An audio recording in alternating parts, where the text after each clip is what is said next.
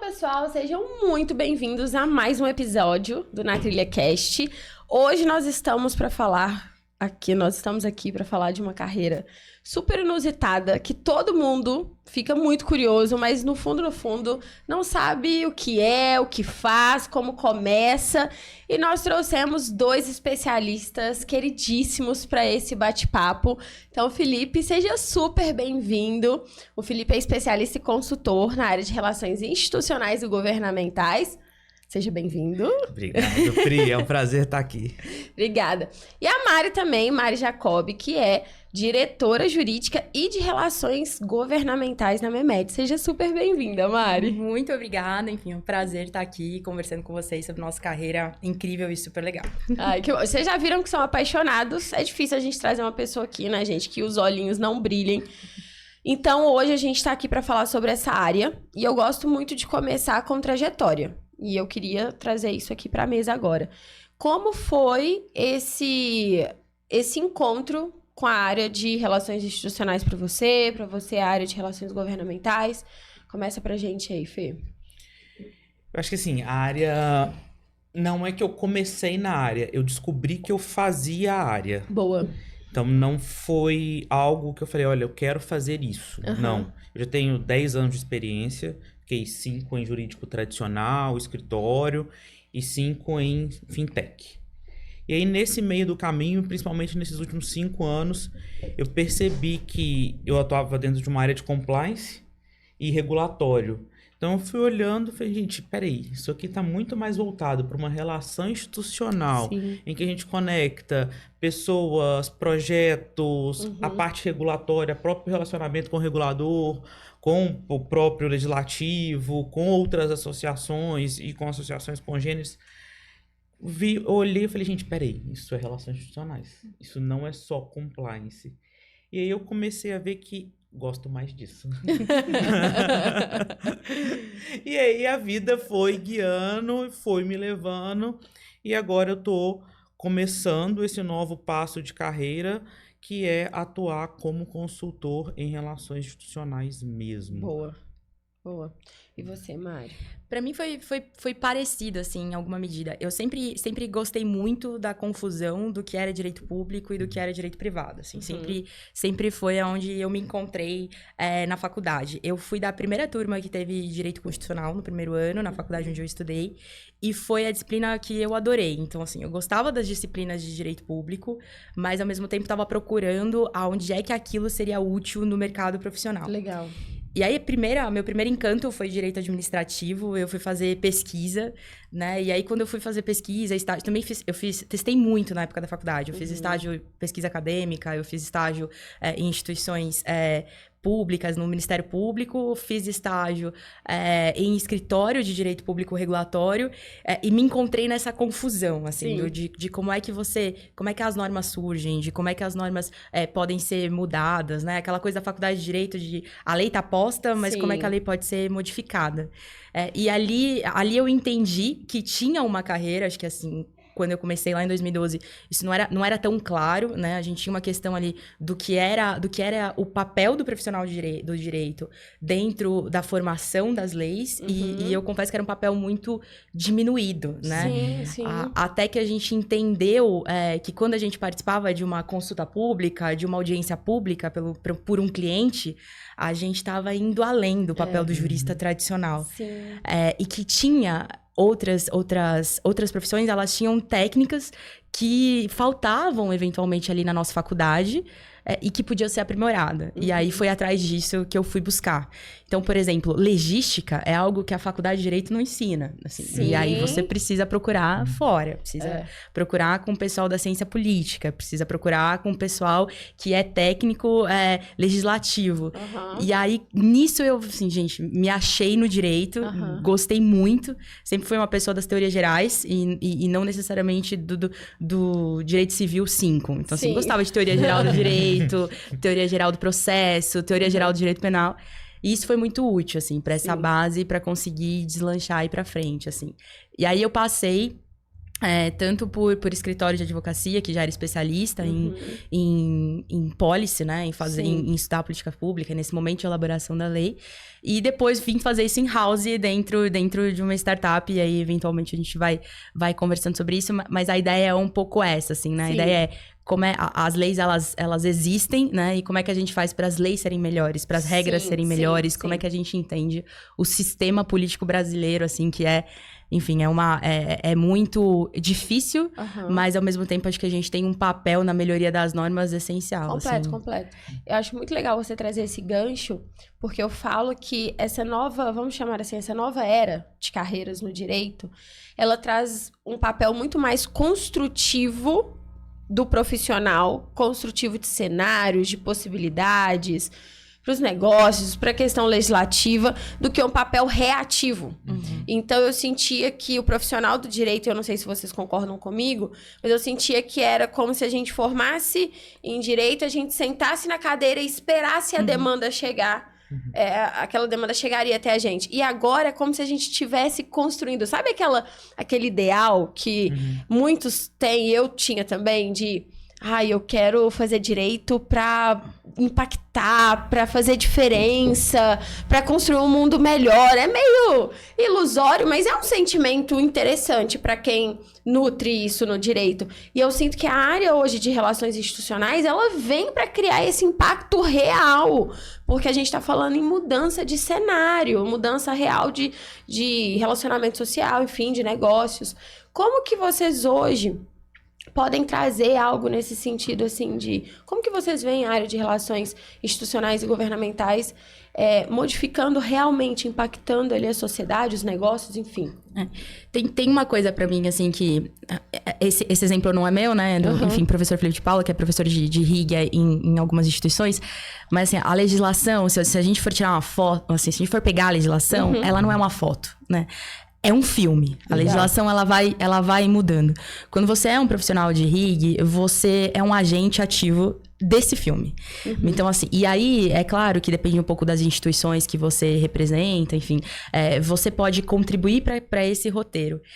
E a gente tem um papel muito relevante de levar para autoridades públicas ou de levar para agências reguladoras como é que as leis, de fato, podem ser aplicadas e como é que as legislações podem ser melhores para aquele setor, para que ela seja de fato cumprida pelo agente final da ponta, né? Eu trabalho com saúde, então eu peguei a pandemia e a gente pegou uma época em que a legislação ela não respondia à realidade. Então, por exemplo, telemedicina era algo que no Brasil era proibido, era muito mal visto pelo Conselho Federal de Medicina. Começou a pandemia, as pessoas precisavam, de fato, ir ao médico, elas precisavam receber uma receita médica em casa e elas precisavam comprar esse medicamento e também receber em casa. Se você estava num contexto pré-pandemia, existia uma série de proibições das próprias receitas em que impediam, pela legislação sanitária de segurança de rastreabilidade, você de receber uma receita, por exemplo, de um diabético que precisava comprar insulina e que precisava de algo que precisava, enfim, eventualmente de uma receita. Quando a gente leva para as autoridades como é que funcionam hash de receita, rastreabilidade da receita, por que a gente sabe que o documento eletrônico ele é seguro, como é que eu uso a certificação digital para ter certeza que o médico que assina é médico. Então, toda essa tradução do modelo de negócios ou toda essa tradução do técnico para a autoridade pública faz com que seja possível fazer uma legislação de tudo bem, eu entendi mercado ou eu entendi setor de saúde digital. Vocês estão me dizendo que vocês conseguem cumprir as finalidades sanitárias da norma, que é basicamente eu saber que é um médico que assinou, que o paciente não alterou o documento, que eu consigo dar baixa na receita, para ele conseguir receber essa prescrição e comprar o medicamento e ter mais saúde no final. Sim. Então, assim, a gente percebe a nossa atuação como um grande tradutor, como um grande vocalizador da sociedade ou daquele setor. E isso pode ser muito bem utilizado, assim. Acho que nosso papel aqui também é desmistificar um pouco essa colaboração. A gente faz parte do jogo democrático. E a gente percebe que as leis saem melhores quanto mais participação setorial e popular tem, assim. Eu sou entusiasta. Boa. E eu acho também que não além disso, estar sempre próximo também para ajudar o desenvolvimento de políticas públicas eficientes. Porque a gente está ali muito responsável para ajudar o desenvolvimento. seja dentro de uma instituição, dentro de uma associação, ou dentro do âmbito público, terceiro setor, privado, etc., é mesmo para atender um anseio de um grupo, de um determinado momento. Eu acho interessante esse ponto da saúde e da telemedicina, justamente, era um grande entrave. Não se podia, veio-se uma pandemia para automatizar. O setor regulado bancário, por exemplo, o Banco Central brasileiro, ele já vem de um desenvolvimento de políticas mais próximas às instituições financeiras, deixou de ser tão prescritivo como a atuação, inclusive, do profissional do direito, deixou de ser aquela atuação by the book, em que você tinha um nível de regras para seguir, para ficar muito mais próximo das instituições, das pessoas. Tanto que eu acho interessante que o Banco Central abre um edital de consulta pública para editar nova norma que é aberto a toda a população. Não é limitado a associações, a pessoas especiais. Qualquer pessoa física pode ir lá e dar um pitaco numa norma. E que tudo aquilo ali, dentro do processo deles de edição de norma, é analisado, é visto, é levado em consideração. Então, acho que o nosso papel aqui, enquanto profissional, é justamente ajudar a disseminar isso, a estar mais próximo tanto dos anseios da sociedade, quanto do órgão regulador, legislativo, para a gente poder ajudar nessa tradução. Olha, tem essa nova tecnologia, esse novo momento, ele pode ajudar nisso. Aí, você, enquanto órgão legislativo, órgão regulador, pode nos ajudar a prevenir perdas, a prevenir fraudes, a ser muito mais preventivo do que ser reativo, implementando ali medidas punitivas. Em vez de a gente só punir, vamos regular no começo, trazer mais para perto, criar formas de pontos de controle, de classificação e mitigação de risco, do que chegar ali no final do dia e punir. Até porque o tão novo, você não vai conseguir punir. É verdade. Você não vai ter uma medida punitiva eficiente. Então, vamos trabalhar juntos, sendo preventivo do que ser reativo. Exato. Eu vejo muito isso do profissional do direito. Quando a gente começou a faculdade, era... vamos mudar o mundo. Aí, no final das contas, aí depois que você se forma, quantos processos eu vou ter para saber quanto que eu vou ganhar? Aí, agora, não. Agora já é. Gente, vamos prevenir mais? Vamos trabalhar na prevenção de ativos. Exato. E, gente, eu queria fazer uma pergunta para vocês, porque... Em algumas empresas, e até a Mari vai poder trazer esse contexto, porque a Memed, ela combina o jurídico com o Helgov, o Felipe trabalha mais com os dois misturados, mas até onde é relações institucionais, até onde é jurídico, até onde é relações governamentais, você consegue trabalhar de formas distintas? Eu só quero trabalhar com institucional, eu só quero trabalhar... com o Gov, é possível ou é tudo junto e misturado? Como que acontece isso? Assim, a área de RIG, a área de RIG dentro das empresas, ela pode estar debaixo de várias diretorias, né? Sim. Na Memed, a gente optou, e em várias empresas, em especial de setor regulado, existe uma tendência de que fique junto com o jurídico. Isso porque é uma relação muito intrínseca, né? Então, assim, eu tô numa health tech e as regras de saúde durante a pandemia e pós-pandemia, elas mudaram muito, né? Sim. Então, assim, isso tinha um impacto muito grande em todos os contratos, em toda a estrutura da empresa. Então, assim, de fato... precisava, no mínimo, andar muito junto. E aí, para quem, enfim, trabalha mais tempo dentro do mercado corporativo, sabe que, assim, você como advogado externo, como consultor, acho que ele passou por isso várias vezes, eventualmente o papel do advogado é conciliar o Helgov e o jurídico. Porque o jurídico, por exemplo, quer entrar com uma ação contra a autarquia, e o Helgov quer, não, peraí, vamos lá conversar primeiro, vai que a regra muda antes da ação entrar. Então, sempre é uma relação com potencial conflito, e às vezes o consultor, ele fica tentando apaziguar.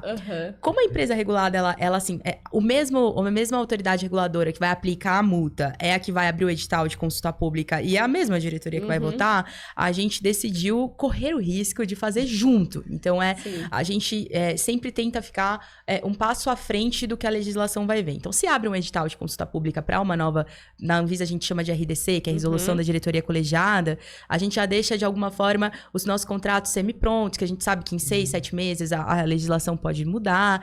Então, a gente optou por permanecer junto.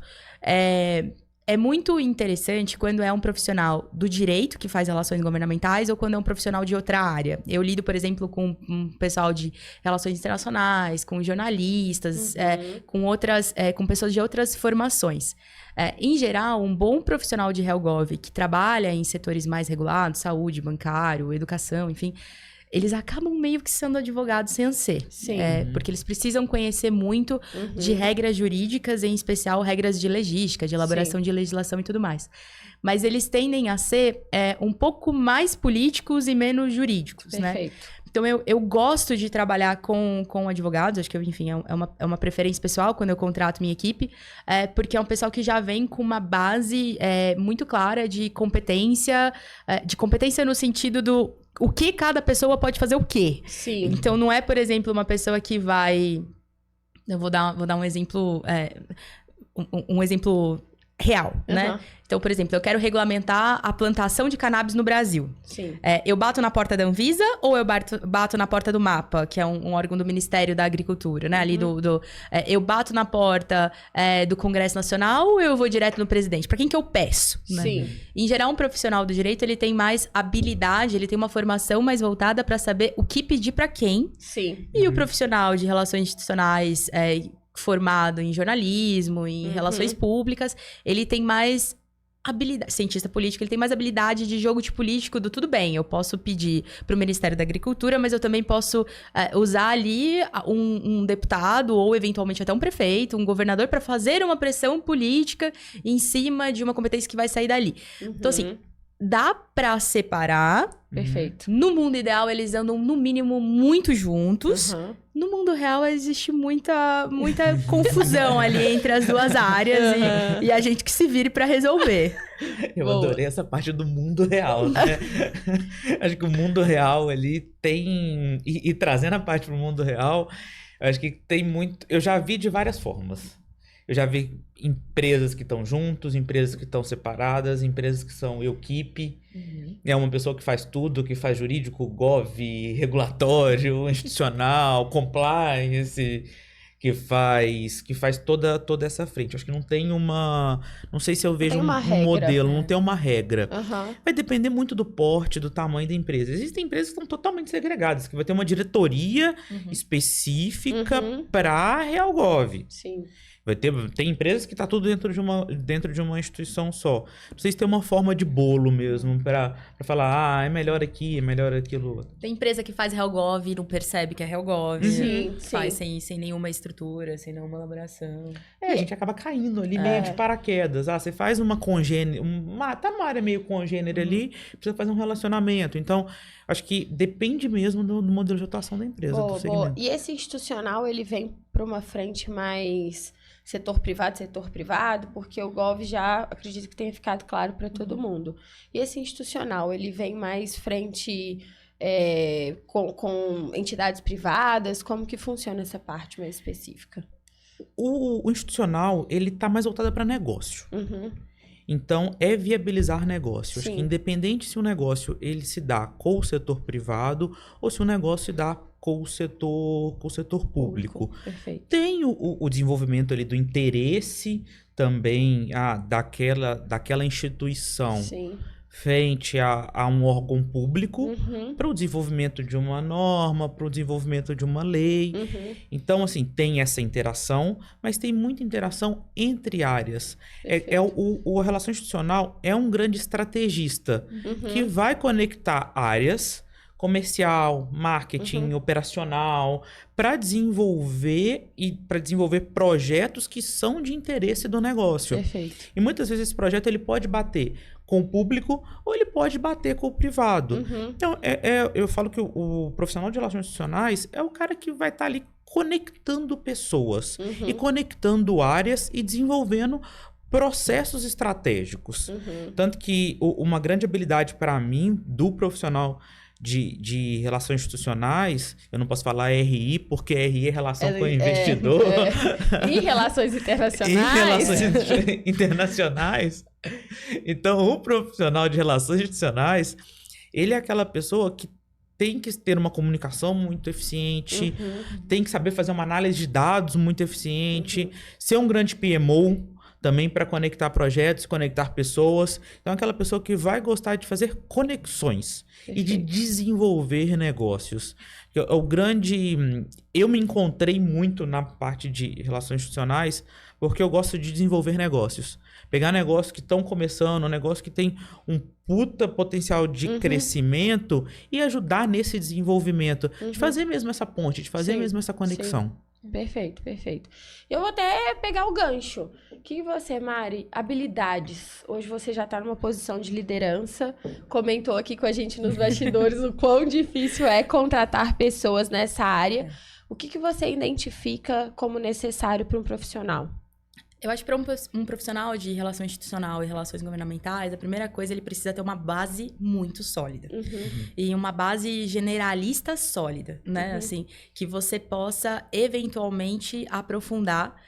Então, assim, com essa base você vai construindo o resto. É isso que eu procuro, em geral, num estagiário. Então, assim, até porque a gente nunca sabe...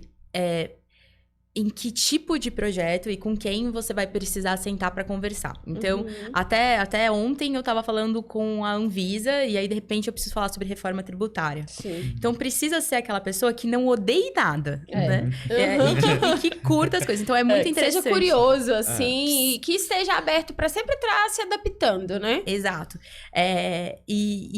Porque é muito interessante quando eu faço entrevista, eventualmente, porque como você tá dentro de uma empresa, dentro de uma startup, sempre assim, às vezes assim, não, olha, eu gosto muito de direito administrativo, odeio direito privado. Eu falo assim, nossa, assim, mas às vezes você vai precisar usar o direito administrativo para trabalhar, para mudar alguma legislação específica de direito privado. Então, assim, precisa gostar mais ou menos de tudo, ou pelo menos das teorias gerais de tudo.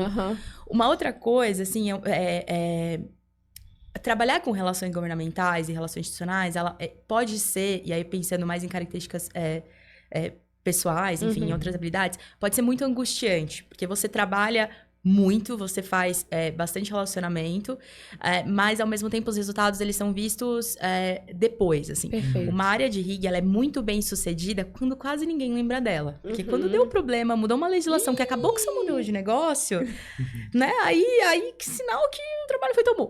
Então, quando, em geral, precisa ser assim, precisa ser uma pessoa habilidosa, precisa ter uma excelente comunicação, precisa ser simpático, conversador, precisa ter poucos preconceitos, porque você precisa sentar e conversar com todo mundo, precisa ser habilidoso na negociação, tanto interna dentro da companhia, quanto externa, precisa ter uma boa base, precisa escrever bem, gente, precisa, enfim, ter essa paixão, assim, ter esse olhinho brilhante.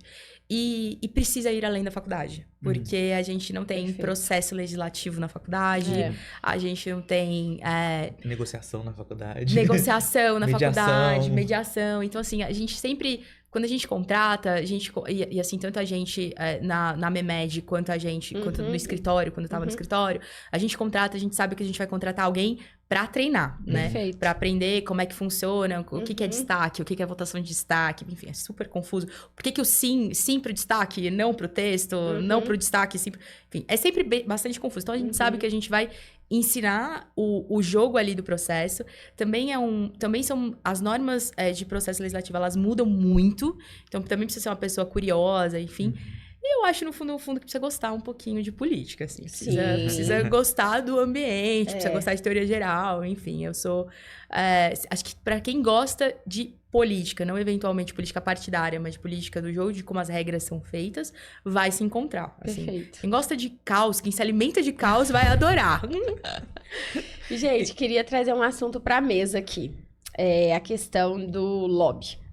Eu acho que quando a gente fala em relações governamentais e institucionais, a pessoa, isso é lobismo, isso aí não pode, isso aí é a galera que quer, enfim, já vem na mente corrupção ativa e passiva, eu acredito.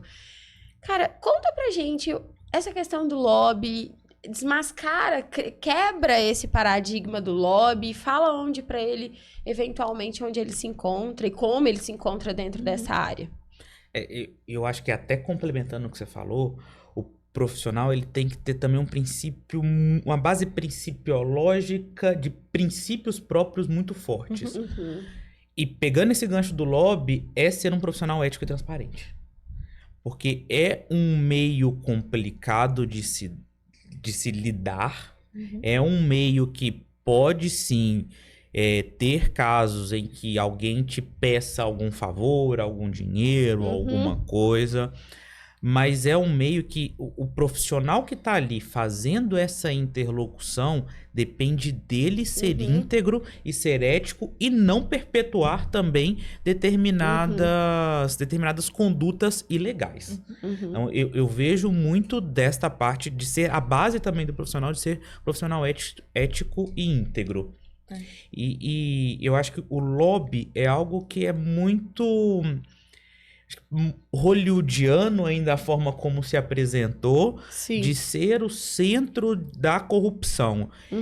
Eu não vejo o lobby como centro da corrupção. Eu vejo o lobby como centro do desenvolvimento de sociedades, empresas e negócios. Porque no fundo, gente, você faz lobby o tempo inteiro dentro da sua casa. Seu marido quer isso, você quer aquilo. Exato. Você tá fazendo lobby. Não é? Defendendo seu interesse ali. Conseguiu um emprego, tá fazendo um lobby pra... O lobby nada mais é do que uma grande venda. Não sei se é a sua visão, mas eu vejo como uma grande venda ali. Você tá se vendendo, você tá fazendo algo acontecer de acordo com o seu interesse. Tem uma história prática, assim, uma história recente, prática, e aí é muito específico sobre a Memed, mas acho que eventualmente todo mundo já passou por isso. A gente costuma chamar de relações governamentais, ou eventualmente de policy, tudo mais, porque lobby é uma palavra que é quase um palavrão no Brasil, né? Mas, enfim, não deixa de ser em alguma medida. Porque você tem interesses privados organizados que você precisa levar para alguém que tem um poder de decisão. E aí, existe um purismo, né?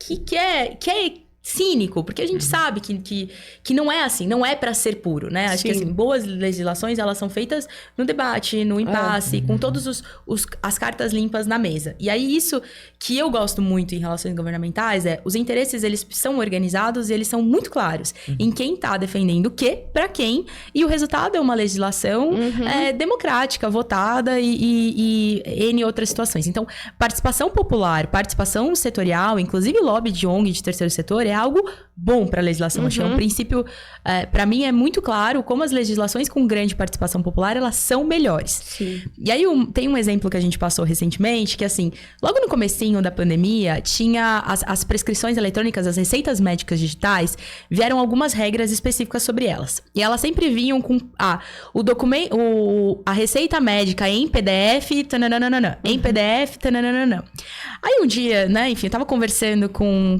tava no escritório ainda, mas já trabalhava com esse assunto, e aí tava conversando com um técnico, o CTO da Memed na época, ele falou assim: Marina, eu não entendo essa legislação. E pra mim a legislação tava muito boa. Eu não entendo essa legislação, porque sempre eles querem regular em PDF. E pra mim, advogada, que não entende nada de TI, uai, mas eles vão regular em quê? Que não é PDF, documento eletrônico é PDF.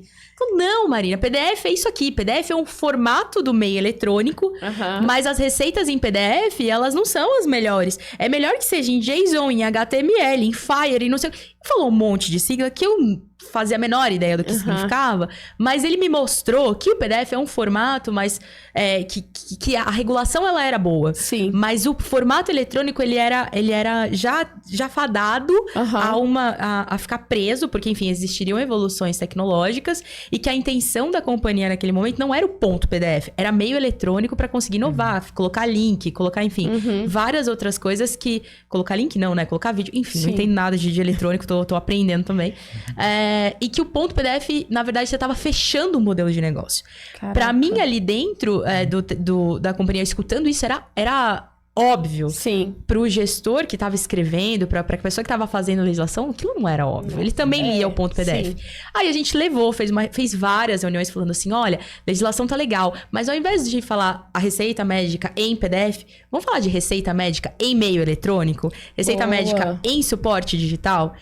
E aí, assim, gente, eu tenho muito orgulho disso. Se você for olhar todas as legislações agora sobre prescrição eletrônica, elas sempre vão vir em meio eletrônico, em formato e documento digital. Elas não limitam o ponto PDF, ponto JSON, ponto HTML. Então, assim, isso é lobby, assim, no sentido positivo, assim. Eu quero a regulação? Quero. Eu quero uma boa regulação? Quero. Mas eu quero uma regulação que não ingesse o mercado. Sim. E, eventualmente, o assessor legislativo, ele não tá dentro de uma health tech para saber que o ponto PDF limita tanto o mercado. Então, assim, informações técnicas precisam ser levadas e bem levadas, com interesse organizado, para que isso chegue no decisor e para que as leis sejam melhores. Todos os princípios ali, estava todo mundo de acordo. O que estava causando desespero no TI era o formato, assim. É tão simples e ao mesmo tempo revolucionário, Com assim. certeza. Esse é um exemplo pequeno, tem outros melhores. Assim. Não, E é foi por isso que eu ótimo. acho que é tão importante a função do lobby do profissional, porque é o profissional que tá ali mostrando, olha, gente, tá aqui, é diferente. Não é o ponto PDF não é só uma extensão, ele tem um impacto X, Y, Z no negócio. Então, que tá limitando o negócio e talvez tá querendo trazer mais segurança, mas de outro lado, tá travando e 2, tá proporcionando falsificações, adulterações muito mais fáceis do que tá de fato ajudando, de fato regulando o mercado. Sim. Então, acho que o importante do lobby, do profissional, é de trazer justamente essa interlocução. Assim, olha, pessoal, poder público, tá aqui. Essa é uma nova possibilidade, esse é um novo meio, esse é um novo caminho. Você falou do meio eletrônico, eu achei super interessante. O Banco Central também, recentemente que todas as normas foram alteradas, porque antes ficava meio num limbo. Ah, não, mas o meu negócio dá no meio eletrônico. Não, meu negócio dá por meio de agência física. Então essa norma se aplica a mim, essa norma não se aplica ao outro.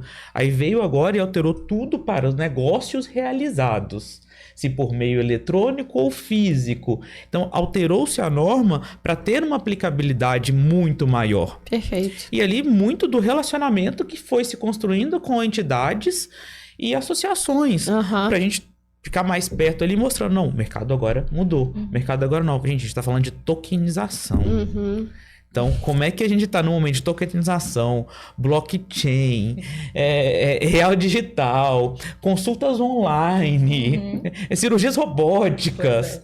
E a gente tem que trazer o legislativo para perto, para acompanhar esses conceitos. Porque às vezes o óbvio precisa ser dito e o conceito precisa ser conceituado de fato. O que é isso? O que é aquilo? Como isso vai impactar? Como isso não vai impactar?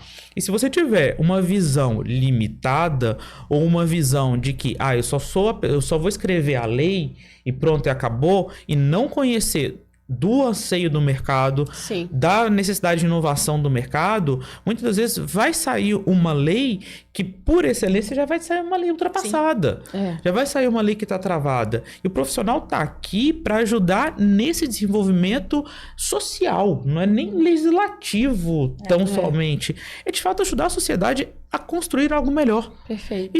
E já poupar dinheiro do contribuinte, já poupar tempo de todo mundo e já construir algo que de fato vai ser eficiente. Perfeito, é isso. Eu acredito também na mesma linha. E, gente, quero trazer para um mundo mais onde as pessoas estão curiosas para ingressar nesse mercado.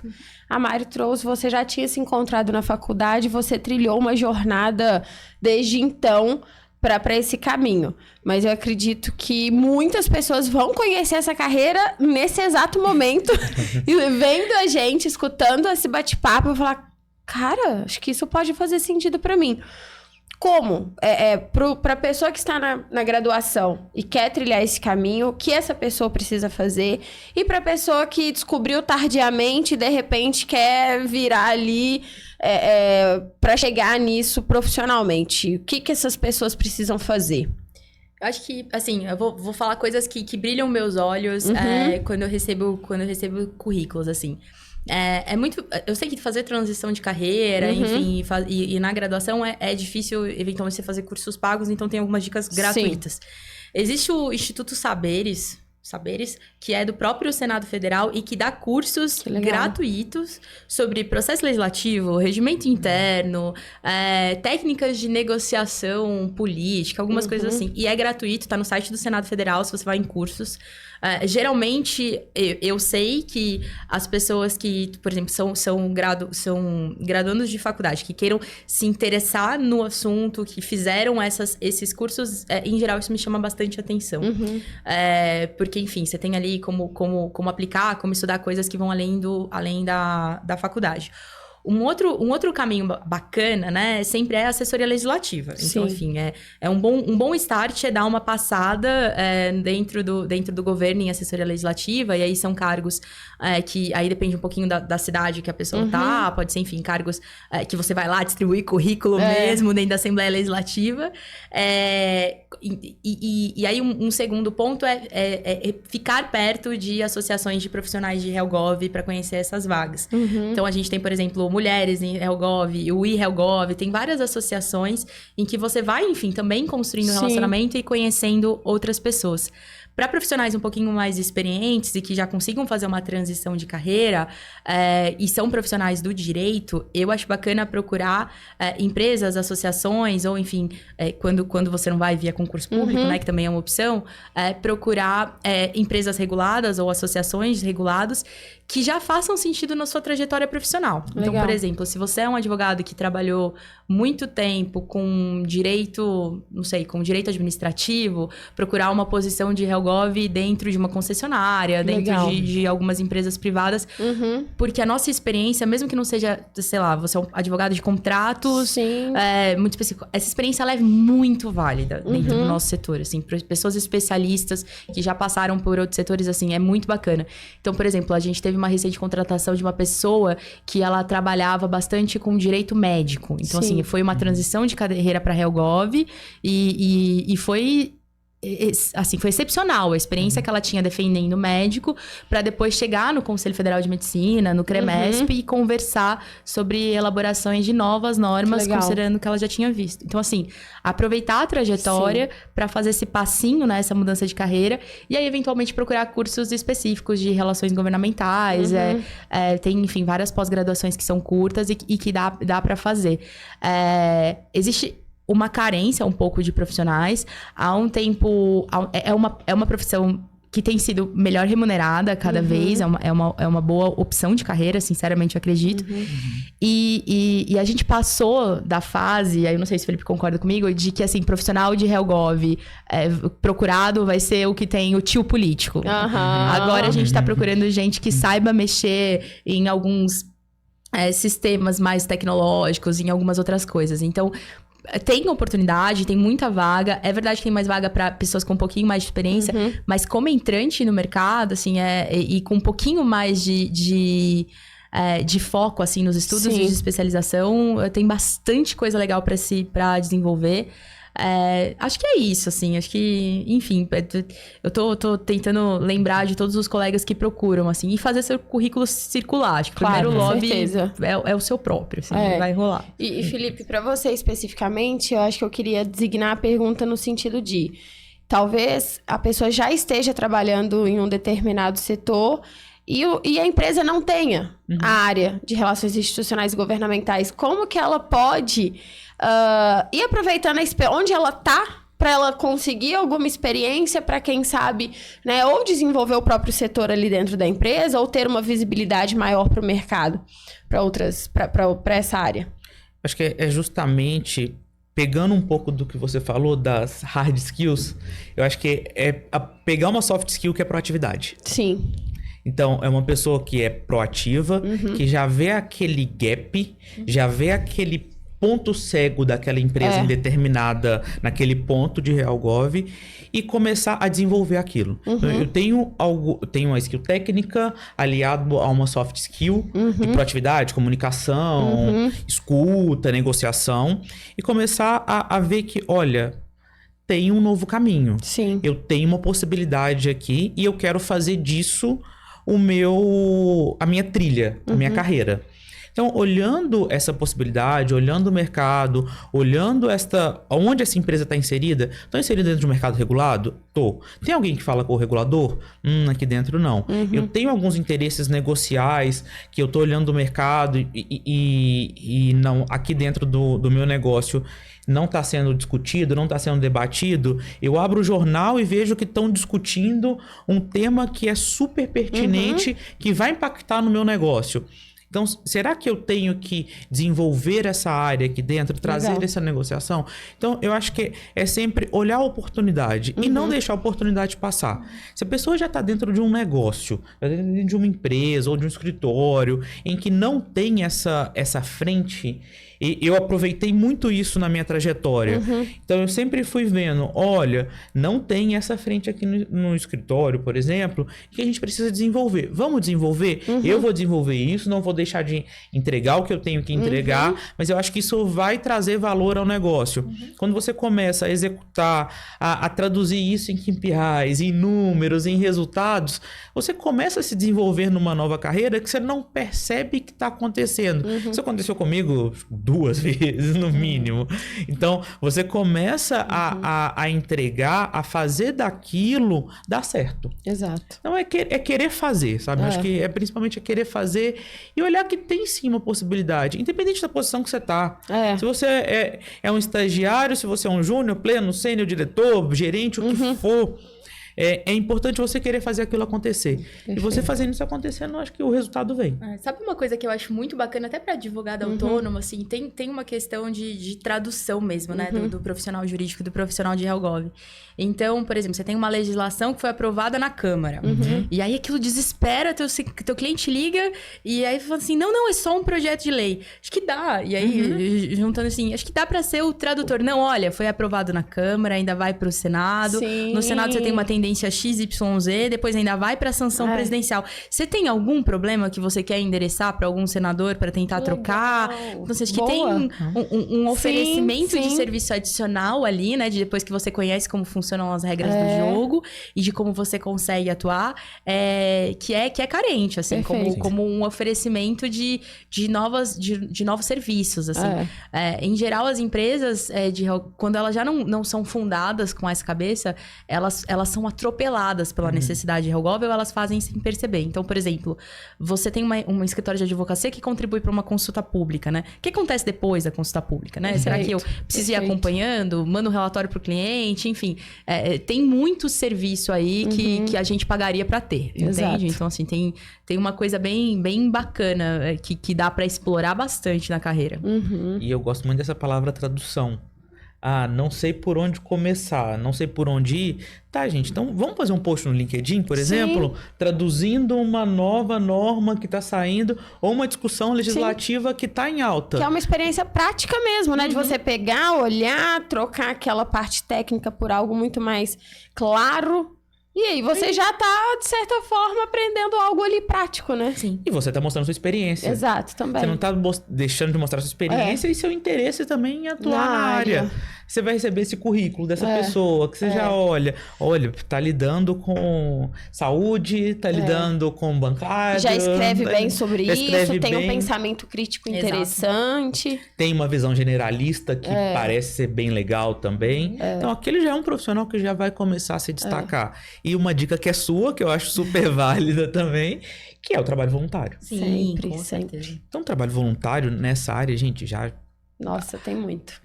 Ajuda muito. Com certeza. Ajuda muito. Além de mostrar que é uma pessoa que tem princípios e valores, você tá fazendo bem à sociedade também. Sim. De uma forma totalmente gratuita, ajudando o desenvolvimento de uma ONG, por exemplo. Exato. Gente, passa muito rápido o bate-papo. Nossa, eu falo que hoje a gente tem que ficar atento. E foi incrível o bate-papo com vocês, essa troca. E pra gente finalizar, eu queria trazer...